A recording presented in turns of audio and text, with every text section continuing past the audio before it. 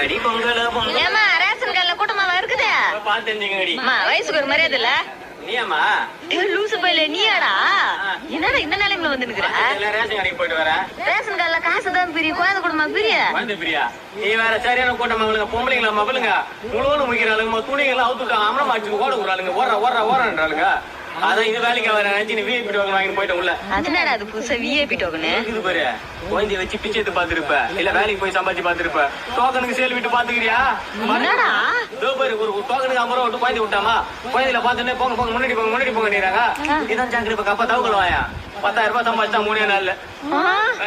வாய போல வைத்தியத்தை புடிச்ச வைத்தியம் கிளப்பி நிக்கிறேன் ஒரு கல்யாணம் பண்ணி வச்சுன்னா என் புள்ளைய வச்சு 3 நாள் நல்லா சம்பாதிச்சிருப்பேன்